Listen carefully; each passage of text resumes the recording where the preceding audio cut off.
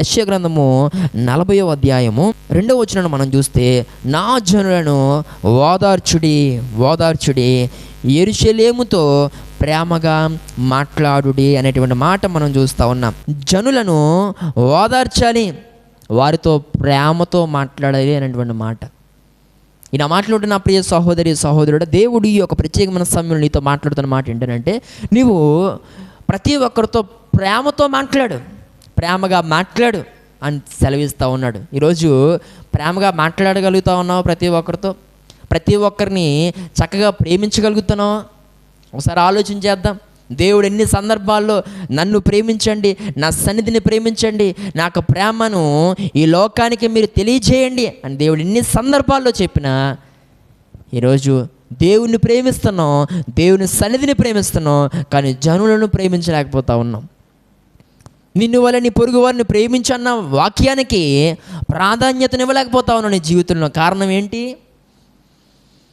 ఎందుకు అయిన వారితో ఒకలా కాని వారితో ఒకలా ఎందుకు నువ్వు ఉంటున్నావు? కొంతమందితో మాట్లాడడం, మరికొంతమందితో మూతి తిప్పుకొని వెళ్ళిపోవడం ఎందుకు జరుగుతుంది నీ విషయంలో అలా? కారణం ఏంటనంటే, ఈరోజు ఎదుటి వారిని సరిగా ప్రేమించలేకపోవడం గల కారణం ఏంటనంటే, నీకు కులము అనేది అడ్డొస్తూ ఉంది. ఒక కుల గజ్జి అనేది నీకు ఉంది. ఎదుటివారితో ఎందుకు ప్రేమించలేకపోతా ఉన్నావు? ఎదుటివారితో చక్కగా ఎందుకు మాట్లాడలేకపోతా ఉన్నావు అని అంటే, వారి యొక్క కులాన్ని తక్కువగాను చూస్తూ ఉన్నాం, వారి జాతిని తక్కువగా చూస్తాం, వారి వర్గాన్ని తక్కువగా చూస్తూ ఉన్నాం, వారి స్థాయిని తక్కువగా చూస్తూ ఉన్నాం. అందుకే ప్రతి ఒక్కరితో నువ్వు ప్రేమగా మాట్లాడలేకపోతా ఉన్నావు. ఒక వ్యక్తితో ప్రేమగా మాట్లాడాలంటే వారు ఏ ఇంట్లో నీకు కావాలి, వారు ఏ కులమో నీకు తెలియాలి, వారు చేస్తున్న పని ఏంటో నీకు తెలియాలి. వారు చేస్తున్న పని సమాజంలో గౌరవార్థమైనదైతే వారితో మాట్లాడడానికి ఇష్టపడతావు. సమాజంలో వారు చేసే పని గౌరవార్థమైనది కాకపోతే వారితో మాట్లాడవు. నీవు వారి యొక్క కులం తక్కువైతే నువ్వు మాట్లాడవు వారితో. ఈరోజు నేను మాట్లాడు నా ప్రియ సహోదరి సహోదరుడా, ఈరోజు జంతువులకు లేనటువంటి కులగచ్చి ఈరోజు నీకు ఉండడం ఎంతో బాధాకరం కదా. ఈరోజు నీ ఇంట్లో నువ్వు కుక్కను పెంచుకుంటున్నావా? కుక్కను కాకపోతే పిల్లినన్నా పెంచుకుంటావు కదా. సరే, ఇవి కొన్ని సందర్భాల్లో నీకు కిట్టినటువంటి వారు ఎవరైతే ఉన్నారో వారి ఇంటికి వెళ్ళి వారు పెట్టింది తినేసి వచ్చేస్తే, అవునా కాదా? వారు చీయన్న వారు వాకిట్లోనికి వెళ్ళి వారు పెట్టింది తిని వస్తాయి.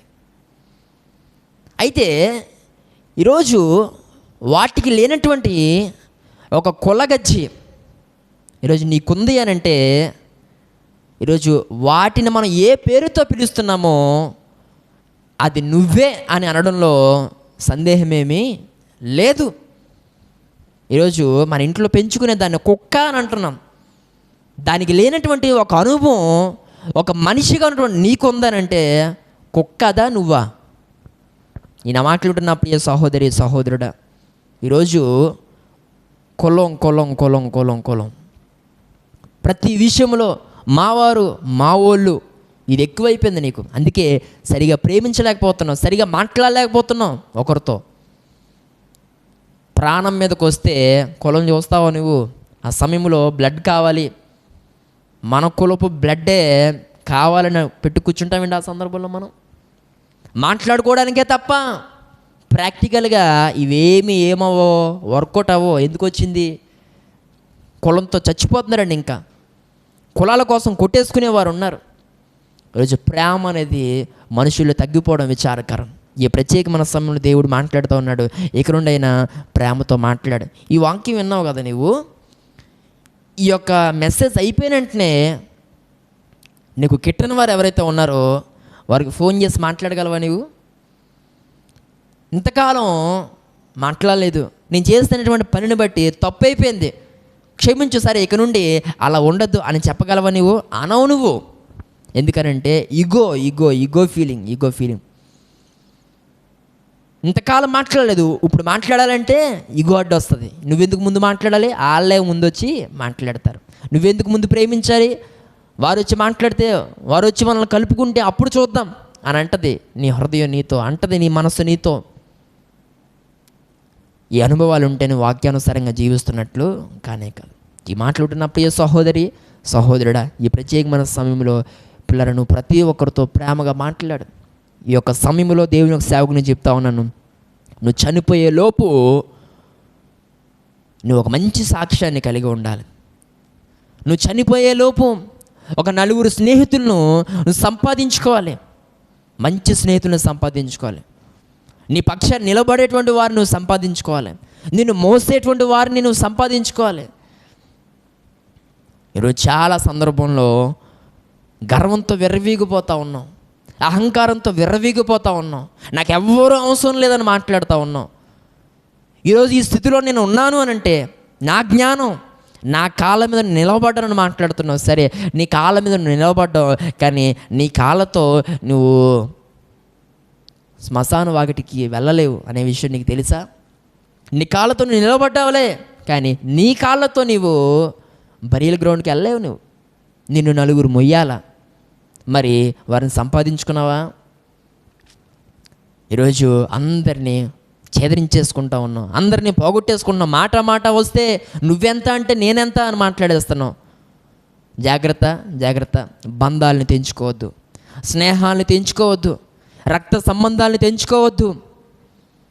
ఈరోజు నీ చుట్టూ ఉన్న వారిని పోగొట్టేసుకోవద్దు. దేవుని ప్రేమతో నువ్వు వారిని ప్రేమించాలి. వాక్యాన్ని బట్టి నువ్వు వారిని గౌరవించాలి. వాక్యాన్ని బట్టి నీవే వెళ్ళి వారితో మాట్లాడాలి. వాక్యాన్ని బట్టి నీవే మొదట వారిని ప్రేమించాలి. వారు చేస్తే అప్పుడు మనం అలా చేద్దామని అనుకోవడం గొప్ప కాదు. ఆ పని వాక్యానుసారంగా మొదట నీవు చేస్తే అది నీకు మంచిదని దేవుని సేవకునిగా తెలియజేస్తూ ఉన్నాను. ఈగో పక్కన పెట్టేసే, గర్వాన్ని పక్కన పెట్టేసే, అహంకారం పక్కన పెట్టేసే. ఈరోజు వాక్యాన్ని బట్టి, వాక్యాన్ని ప్రేమించి ఈరోజు నువ్వు ప్రతి ఒక్కరిని ప్రేమించాలని దేవుని ఒక సేవకునిగా నేను తెలియజేస్తూ ఉన్నాను. ఈ ప్రత్యేకమైన సమయంలో ఇలా నీవు జీవించగలిగితే నిన్ను ఓదార్చడానికి 4 నీతో ఉంటారు. నువ్వు 4 ఓదారిస్తే, నువ్వు 4 ప్రేమిస్తే, ఇలా నీవు ప్రేమించబడ్డానికి, ఇలా నువ్వు ఓదార్చబడ్డానికి 4 అన్నవారు నీతో ఉంటారు. ఇలా నువ్వు చేయకపోతే ఎవ్వరు నీతో ఉండరు. నువ్వు ఇప్పుడు ఒంటరి వాడివే, నువ్వు ఎప్పటికీ ఒంటరి స్థితిలోనే నువ్వు ఉంటావు. ఈ మాట్లాడుతున్న ప్రియ సహోదరి సహోదరుడా, కాబట్టి వాక్యాన్ని బట్టి నువ్వు ఆ ప్రకారం చేయాలని దేవుని సేవకునిగా నేను తెలియజేస్తూ ఉన్నాను.